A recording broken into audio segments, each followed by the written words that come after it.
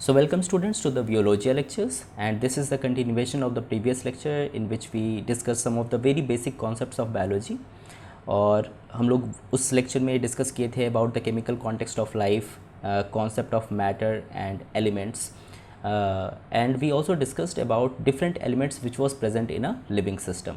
जहाँ हम लोग ये देखे थे कि एक लिविंग सिस्टम की बात की जाए तो उसमें सबसे ज़्यादा अबंडेंट एलिमेंट जो था वो था हमारा carbon, and it was nearly 61.7% present in case of human cells.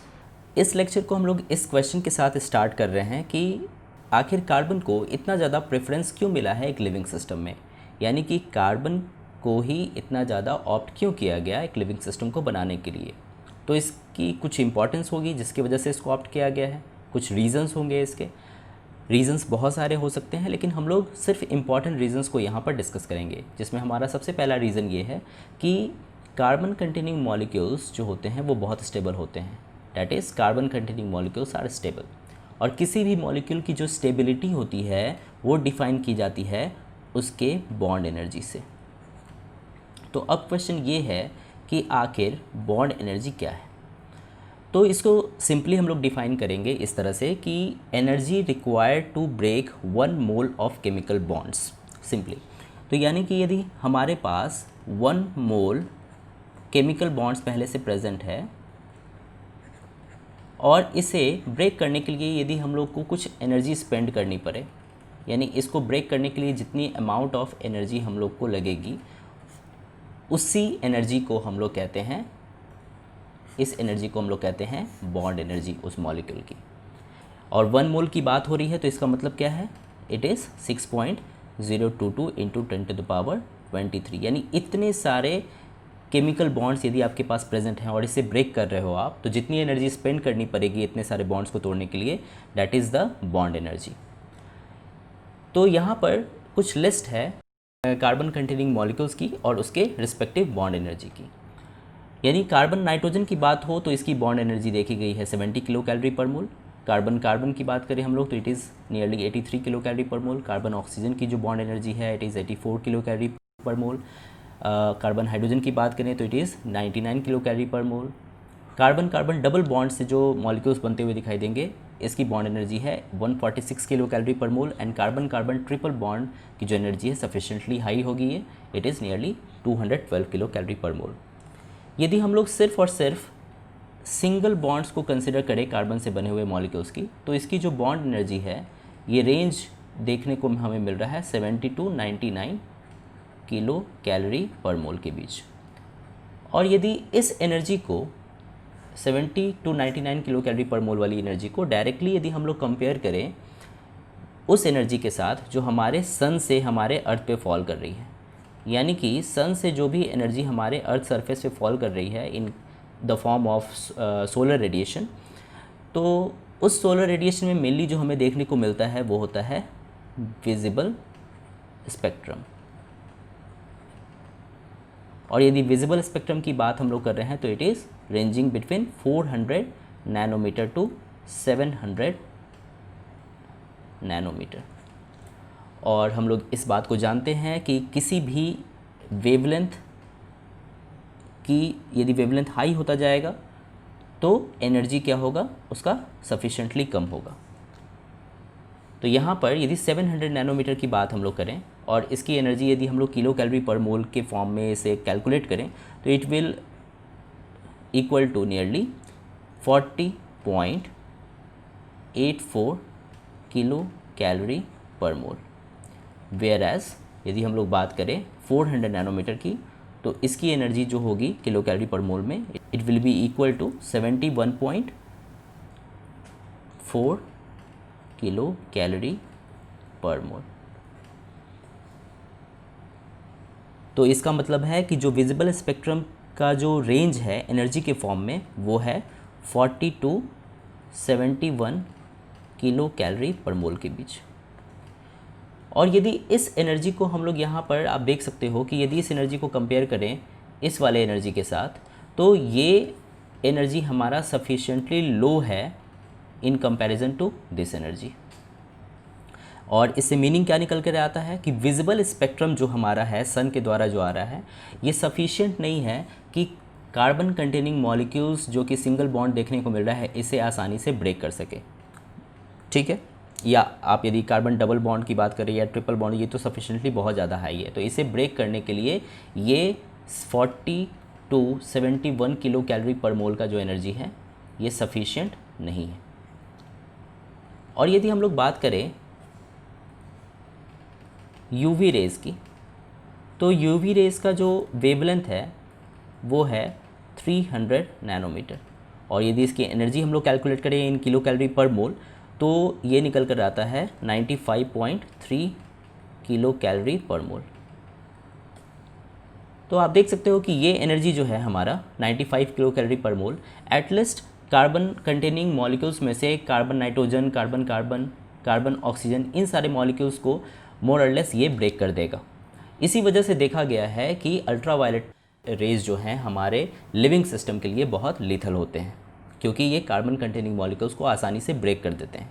Whereas visible spectrum जो है ये सफिशिएंट एनर्जी इतनी इसकी नहीं होती कि कार्बन कंटेनिंग मॉलिक्यूल्स को ब्रेक कर सके, जस्ट बिकॉज कि कार्बन कंटेनिंग मॉलिक्यूल्स की जो बॉन्ड एनर्जी है वो रेंज कर रही है विजिबल स्पेक्ट्रम की एनर्जी से ज़्यादा, that is 70 to 99 kilo calorie per mole, where as visible spectrum की जो एनर्जी थी it was 40 to 71 kilo calorie per mole.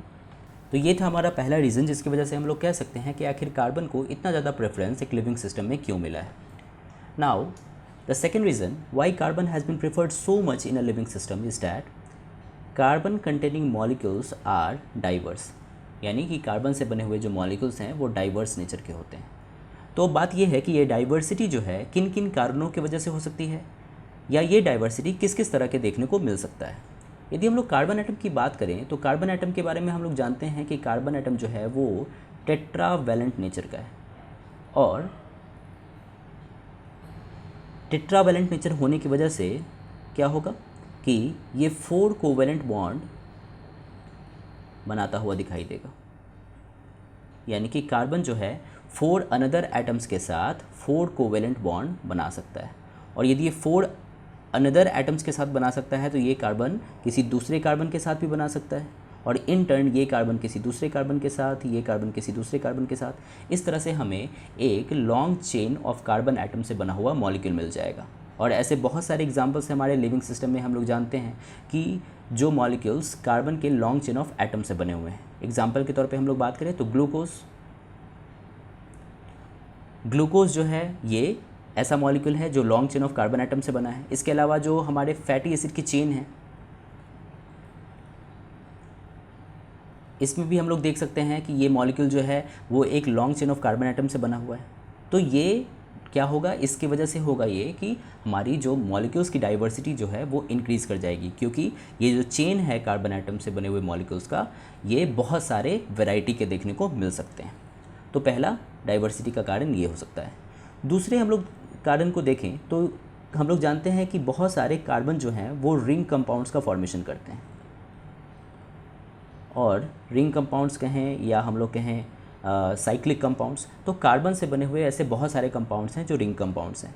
Example यदि इसकी बात करें हम लोग तो हम लोग जानते हैं बेंजीन के बारे में, लेकिन यदि लिविंग सिस्टम की बात करें तो लिविंग सिस्टम में कार्बन किसी दूसरे एटम्स के साथ जुड़कर बहुत सारे ऐसे रिंग कंपाउंड्स का फॉर्मेशन करता है, जैसे कि प्यूरीन्स का, पायरिमिडिन्स का। तो इस तरह से कार्बन से जो रिंग कंपाउंड्स बन रहे हैं उसकी वजह से क्या हो गया, मॉलिक्यूल्स की डाइवर्सिटी और फर्दर इंक्रीज़ हो गई। तीसरी कारण की बात यदि हम लोग करें तो हम लोग जानते हैं कि कार्बन जो है कुछ दूसरे एटम्स के साथ मिलकर डिफरेंट टाइप के फंक्शनल ग्रुप्स में भी दिखाई दे सकता है। So carbon can be present in different functional groups. Example की बात करें तो कार्बन ऑक्सीजन के साथ मिलकर हमें कार्बोक्सिल ग्रुप में दिखाई दे सकता है। इसके अलावा कार्बन कार्बोनिल ग्रुप में भी दिखाई दे सकता है। इसके अलावा यदि कार्बन ऑक्सीजन और हाइड्रोजन के साथ मिल जाए तो एल्डिहाइड का फॉर्मेशन कर सकता है। तो इस तरह से अगेन फंक्शनल ग्रुप के वजह से कार्बन से बने हुए मॉलिक्यूल्स की डाइवर्सिटी क्या हो गई, इंक्रीज़ हो गई। इसके अलावा कार्बन बहुत सारे ब्रांच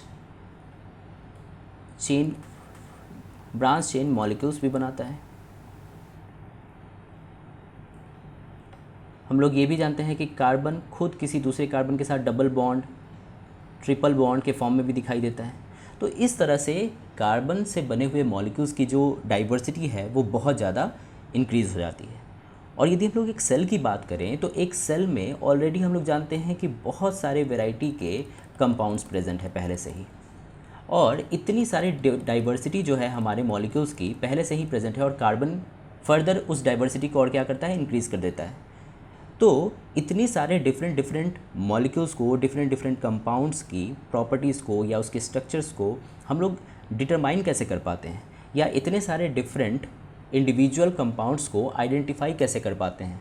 तो इसके लिए एक टेक्निक है, that is mass spectrometry. Mass spectrometry के मदद से हम लोग डिफरेंट टाइप के कंपाउंड्स को डिटरमाइन कर सकते हैं, उसके स्ट्रक्चर्स को, उसकी प्रॉपर्टीज़ को, और at the same time individual compounds को आइडेंटिफाई भी कर सकते हैं। इसकी जो प्रिंसिपल है ये कि कैसे आखिर ये आइडेंटिफाई होगा, इसके मेथड क्या होंगे, इसके बारे में हम लोग टूल्स एंड टेक्निक्स में जब पढ़ रहे होंगे मास स्पेक्ट्रोमेट्री के बारे में, तब हम लोग डिस्कस करेंगे। लेकिन एटलीस्ट आपको ये पता होना चाहिए कि इतने सारे डिफरेंट कंपाउंड्स को आइडेंटिफाई करने के लिए टेक्निक जो है वो है हमारा मास स्पेक्ट्रोमेट्री। तो यहाँ पे हमने डिस्कस किया कि कार्बन कंटेनिंग मॉलिक्यूल्स जो हैं वो डाइवर्स नेचर के हैं, और उस डाइवर्सिटीज़ के कौन कौन से पॉसिबल रीजंस हो सकते हैं। Now carbon containing molecules are capable of still greater diversity, and the reason being is that carbon containing molecules can form stereo isomers, that is carbon containing molecules जो हैं वो स्टीरियो आइसोमर्स का formation करवा सकते हैं। पर stereo isomers को जानने या समझने से पहले हमें एक बात तो पता होना चाहिए कार्बन के बारे में, कि जो कार्बन एटम है उसका स्ट्रक्चर कैसा है, tetrahedral, that is carbon possesses tetrahedral geometry. तो ये हमारा एक टेट्राहेड्रॉन का स्ट्रक्चर है, और यदि इस टेट्राहेड्रॉन के सेंटर पे एक कार्बन प्रेजेंट हो, और इस टेट्राहेड्रॉन के 4 कॉर्नर्स पे 4 डिफरेंट एटम्स या ग्रुप ऑफ एटम्स प्रेजेंट हो, और ये चारों एटम्स या ग्रुप ऑफ एटम्स इस सेंट्रल कार्बन के साथ बाउंड हो, तो इस तरह के जो भी कंपाउंड्स होंगे उस कंपाउंड्स के 2 पॉसिबल स्पेशियल कन्फिग्रेशन देखे जा सकते हैं। यहाँ पहला स्पेशियल कन्फिग्रेशन हमारा ये है, और दूसरा स्पेशल कन्फिग्रेशन ये है। ऑल्दो ये दोनों फॉर्म्स जो हैं, इन दोनों फॉर्म्स के बारे में हम लोग बात करें तो इन दोनों फॉर्म्स की जो स्ट्रक्चरल फार्मूला है वो तो सेम है, लेकिन इन दोनों फॉर्म्स को एक दूसरे के ऊपर सुपर इम्पोज नहीं किया जा सकता, या हम लोग कहें तो ये दोनों फॉर्म्स एक दूसरे के मिरर इमेज हैं। ये ठीक उस तरह की बात हो गई जैसे हमारा राइट हैंड लेफ्ट हैंड का मिरर इमेज है, और राइट हैंड को लेफ्ट हैंड के साथ सुपर इम्पोज नहीं किया जा सकता। सिंपल लैंग्वेज में हम लोग कहें तो यदि राइट हैंड को लेफ़्ट हैंड के ऊपर में हम लोग ले जाके रखें तो एक दूसरे को ये दोनों लेफ़्ट हैंड और राइट हैंड हाइड नहीं कर सकता। तो इस तरह के जो भी कंपाउंड के फॉर्म्स हमें देखने को मिलते हैं जो मिरर इमेज होते हैं एक ही कंपाउंड्स के, और इस तरह के मिरर इमेजेस को यदि एक दूसरे के ऊपर सुपर इम्पोज नहीं किया जा सकता तो इस तरह के फॉर्म्स को ही हम लोग कहते हैं स्टीरियो आइसोमर्स। यानी ये हमारा एक ही कंपाउंड का 2 पॉसिबल स्पेशल कन्फिग्रेशन है या 2 पॉसिबल मिरर इमेजेस हैं, और इन दोनों मिरर इमेजेस को एक दूसरे के ऊपर सुपर इम्पोज नहीं किया जा सकता। तो ये दोनों फॉर्म्स जो हैं ये सेम कंपाउंड के स्टीरियो आइसोमर्स कहे जाएंगे। इसके अलावा हमने यहाँ कार्बन के बारे में डिस्कस किया कि जो सेंट्रल कार्बन यहाँ हमारा प्रेजेंट है ये 4 डिफरेंट एटम्स या ग्रुप ऑफ एटम्स के साथ बाउंड है। तो इस तरह के कार्बन जो 4 डिफरेंट एटम्स या ग्रुप ऑफ एटम्स या कहें तो 4 डिफरेंट सब्स्टिट्यूएंट्स के साथ बाउंड हो, तो इस तरह के कार्बन को हम लोग कहते हैं काइरल कार्बन या एसिमेट्रिक कार्बन एटम।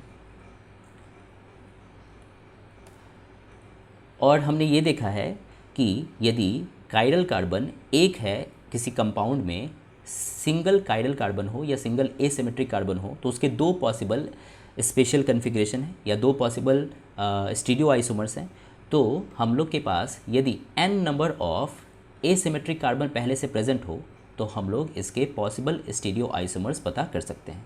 यानी हमारे पास कोई भी कंपाउंड प्रेजेंट हो और उस कंपाउंड में n number of asymmetric carbon present हो, तो हम लोग उसके पॉसिबल स्टीरियो आइसोमर्स कितने सारे होंगे वो पता कर सकते हैं by the formula 2 to the power n, where n represents the number of asymmetric carbon atom. तो चलिए इसके लिए हम लोग एक एग्जांपल को डिस्कस करते हैं। फॉर एग्जांपल ये हमारा एक कंपाउंड है जहाँ एक सिंगल कायरल कार्बन को रिप्रेजेंट किया जा रहा है। सेंटर पे एक कार्बन है, इस जगह पे एक हाइड्रोजन बाउंड है, इस जगह पे एक NH3+ है और यहाँ पर एक COO- है और इस जगह पे हमारा एक CH3 ग्रुप है। ये क्या है? हम लोग जानते हैं कि ये एलेनिन है। और इस एलेनिन में यदि हमारे पास एक सिंगल कायरल कार्बन प्रेजेंट हो, क्योंकि इस कार्बन के साथ 4 डिफरेंट एटम्स या ग्रुप ऑफ एटम्स प्रेजेंट हैं, तो यदि हमारे पास सिंगल कायरल कार्बन है तो हम लोग इसके पॉसिबल स्टीरियो आइसोमर्स पता कर सकते हैं। और ये कितना होगा? 2 to the power n, और यहाँ n कितना है? 1। तो इसमें पॉसिबल स्टीरियो आइसोमर्स केवल 2 होंगे। और हम लोग बायोलॉजिकल सिस्टम्स के बारे में जानते भी हैं कि एक एलेनिन जो है वो L फॉर्म में भी दिखाई दे सकता है और D फॉर्म में भी दिखाई दे सकता है। तो इस जगह पे अब क्या होगा? इस तरह का फॉर्म कुछ बन जाएगा।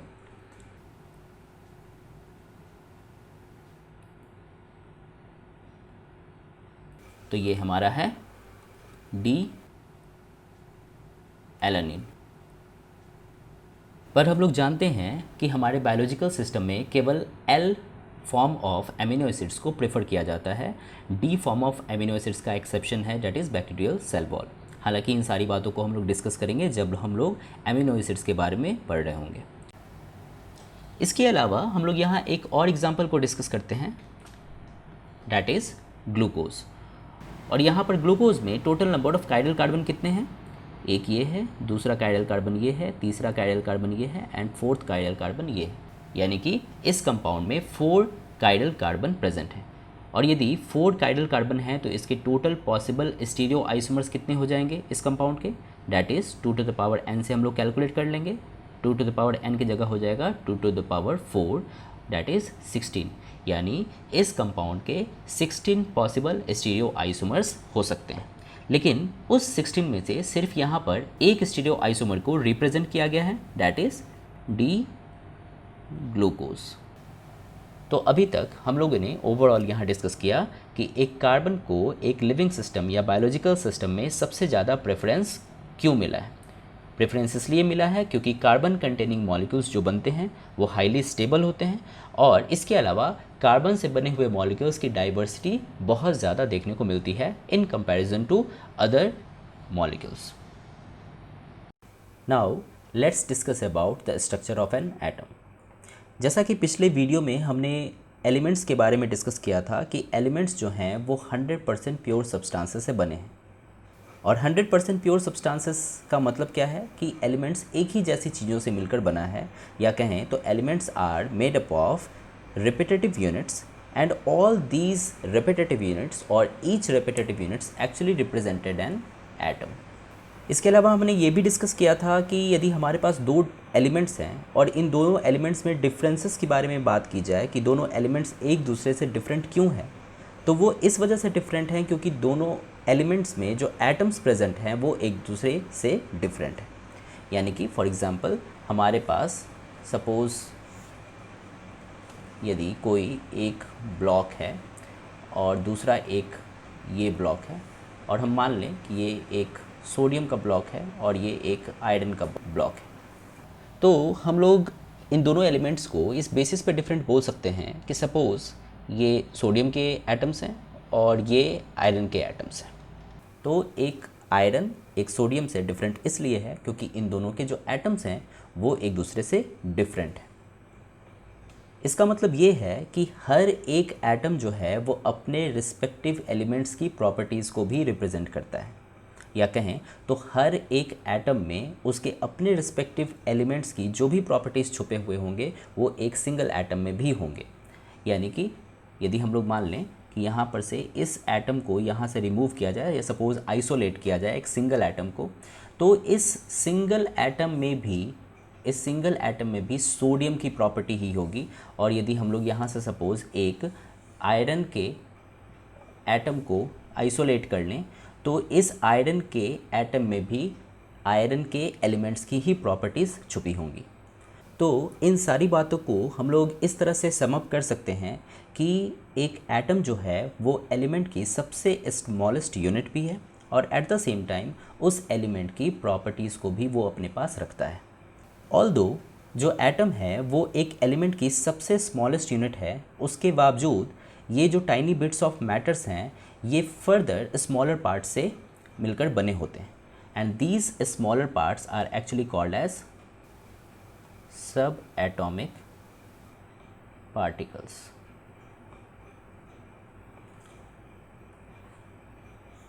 सो सब एटॉमिक पार्टिकल्स क्या हैं? सब एटॉमिक पार्टिकल्स वैसे पार्टिकल्स हैं जिससे मिलकर हमारा एटम बना हुआ है। नाउ यदि हम एटम के स्ट्रक्चर की बात करें तो जैसा हमने अभी डिस्कस किया कि एटम जो है वो सब एटॉमिक पार्टिकल से मिलकर बना हुआ है और एटम का जो सेंटर है या कोर है वो काफ़ी डेंस होता है और इस डेंस कोर को हम कहते हैं न्यूक्लियस। ये जो हमारा न्यूक्लियस है, इस न्यूक्लियस में जनरली हमारे दो sub atomic particles tightly packed होते हैं एंड दीज सब atomic particles which are present in the nucleus are protons and neutrons. यानी न्यूक्लियस में दो सब एटॉमिक पार्टिकल्स प्रेजेंट हैं and these are protons and neutrons. Whereas जो तीसरा हमारा सब एटॉमिक पार्टिकल्स है वो इस न्यूक्लियस के सराउंडिंग में रिवॉल्व करता हुआ दिखाई देता है एंड दीज सब atomic particles are called electrons. सो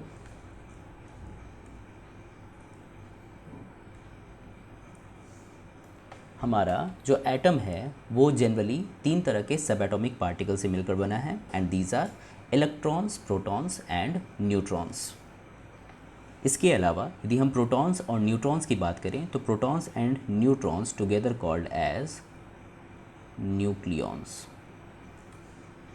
तो न्यूक्लियस में हमारे दो सब एटॉमिक पार्टिकल्स हैं and these are protons and neutrons. तो ये है हमारा protons and these are neutrons and together protons and neutrons are called as nucleons. तो ये तो काफ़ी बेसिक बातें हो गई और इन सब चीज़ों के बारे में हम लोग अपने स्कूल लेवल से पढ़ते आए हैं कि एक एटम जो है वो सब एटॉमिक पार्टिकल से मिलकर बना है and the sub atomic particles are electrons, protons and neutrons. Now let's discuss something more about the sub atomic particles. तो ये चार्ट हमारा रिप्रेजेंट कर रहा है सब एटॉमिक पार्टिकल्स के चार्ज, उसके एक्चुअल मास को एंड उसके रिलेटिव मास को। तो यदि हम एक प्रोटॉन के मास की बात करें तो it is equivalent to 1.67 into 10⁻⁻24 grams. यदि इसे हम केजीज़ में कन्वर्ट करें तो it will be equal to 1.67 into 10⁻⁻27 kgs। Whereas the mass of a neutron is more or less equivalent to the mass of a proton and it is also 1.67 into 10⁻⁻24 grams. kgs में भी again we will get 1.67 into 10⁻⁻27 kgs। लेकिन यदि हम एक electron की मास की बात करें तो in comparison to protons and neutrons electron का मास जो है वो काफ़ी कम है and it is equal to 9.11 into 10⁻28 grams. In kgs we will get 9.11 into 10⁻31 kgs। तो इस बात को रिलेटिव मास से भी समझा जा सकता है।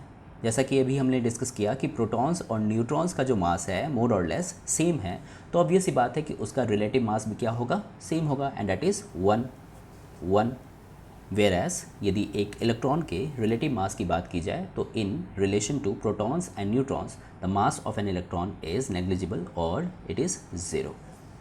इसके अलावा यदि इलेक्ट्रॉन के रिलेटिव मास की बात की जाए तो यदि हम लोग 1840 इलेक्ट्रॉन्स को भी आपस में कंबाइन कर दें तो its mass will be equivalent to the mass of one proton.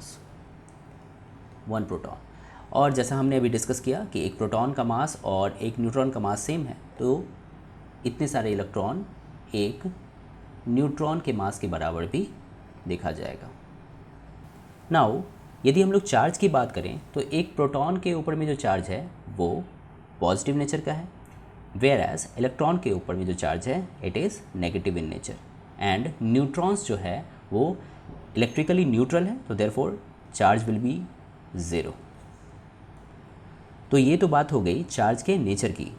लेकिन यदि हम लोग चार्ज के वैल्यूज़ की बात करें तो हम लोग जानते हैं कि एक चार्ज को हम लोग कैलकुलेट करते हैं इन टर्म्स ऑफ कूलम्स, तो it will be equal to 1.602 into 10 to the power minus 19 coulomb, and the same charge will be present on an electron and it will be equal to 1.602 into 10 to the power minus 19 coulomb। इसका मतलब है कि एक protons और electrons के ऊपर में जो चार्जेस प्रेजेंट हैं वो सेम अमाउंट में हैं बट एक दूसरे से अपोजिट नेचर के हैं, whereas the charge present on a neutron is 0, or we can say the net charge on a neutron is 0। तो हमारा प्रोटॉन्स जो है वो पॉजिटिवली चार्ज्ड है, neutrons are electrically neutral therefore it has zero charge, whereas an electron is negatively charged। तो यदि एक atom में हम मास के बारे में बात कर रहे हैं तो इसका मतलब हम प्रोटॉन्स और न्यूट्रॉन्स को कंसिडर करेंगे, वेयर एज यदि हम एक एटम पे चार्ज के बारे में बात कर रहे हैं कि चार्जेस कितने प्रेजेंट हैं तो हम लोग प्रोटॉन्स और इलेक्ट्रॉन्स को कंसिडर करेंगे। नाउ द क्वेश्चन इज़ कि ये प्रोटॉन्स पर पॉजिटिव चार्ज और इलेक्ट्रॉन्स पे ये नेगेटिव चार्ज आया कहाँ से, या एक प्रोटॉन्स के पास पॉजिटिव चार्ज ही क्यों है, इलेक्ट्रॉन्स के पास नेगेटिव चार्ज ही क्यों है, और न्यूट्रॉन्स के पास ज़ीरो चार्ज क्यों है। तो इन सारी बातों को जानने से पहले हमें कुछ इंपॉर्टेंट बातें पता होनी चाहिए इन सब एटॉमिक पार्टिकल्स के बारे में कि ये सब एटॉमिक पार्टिकल्स भी फर्दर कैसे बने हुए हैं। सबसे पहले तो हमें ये पता होना चाहिए कि हमारे नेचर में प्रोटॉन्स, न्यूट्रॉन्स और इलेक्ट्रॉन्स ही सब एटॉमिक पार्टिकल्स प्रेजेंट नहीं हैं, यानी कि एक एटम में सिर्फ और सिर्फ प्रोटॉन्स, न्यूट्रॉन्स और इलेक्ट्रॉन्स ही प्रेजेंट नहीं होंगे। यदि फिजिक्स की पॉइंट ऑफ व्यू से बात हम लोग करें तो एक physicist high energy collision use करके, यानी कि हाई एनर्जी कॉलिजन एक एटम पे यूज़ करके इस एटम से मोर देन 100 सब एटॉमिक पार्टिकल्स प्रोड्यूस कर सकता है। यानी कि एक एटम के ऊपर में हाई एनर्जी कॉलिजन को यूज़ करके 100 टाइप्स ऑफ सब एटॉमिक पार्टिकल्स को प्रोड्यूस किए जा सकते हैं। लेकिन हमारे लिए ये सारे के सारे सब एटॉमिक पार्टिकल्स यहाँ पे रेलेवेंट नहीं हैं। बायोलॉजिकल पॉइंट ऑफ व्यू से बात करें तो हमारे लिए इलेक्ट्रॉन्स, प्रोटॉन्स और न्यूट्रॉन्स की जानकारी होनी ही काफ़ी है। लेकिन हमने ये क्वेश्चन अराइज़ किया था कि आखिर प्रोटॉन्स पे पॉजिटिव चार्ज क्यों है, न्यूट्रॉन्स पे ज़ीरो चार्ज क्यों है और एक इलेक्ट्रॉन पे नेगेटिव चार्ज जो है ये आया कहाँ से। तो इसे समझने के लिए हमें पहले तो ये जानना होगा कि ये जो सब एटॉमिक पार्टिकल्स हमारे हैं, ये सब एटॉमिक पार्टिकल्स को ब्रॉडली दो कैटेगरी में इसे डिवाइड किया गया है। One of them is electron and the second one is quarks. Quarks को भी फर्दर दो कैटेगरी में डिवाइड किया जा सकता है। One of them is up quark and the second one is down quark। up quark and down quark। और यदि चार्ज की बात करें तो एक इलेक्ट्रॉन पे नेगेटिव चार्ज प्रेजेंट है, whereas the charge on an up quark is 2/3 of an electron but of a positive nature. यानी कि इलेक्ट्रॉन के चार्ज का 2/3 वैल्यू इन पॉजिटिव नेचर हमारा प्रेजेंट होता है अप क्वार्क के ऊपर, whereas the charge on an down quark is negative value of 1/3 charge of an electron.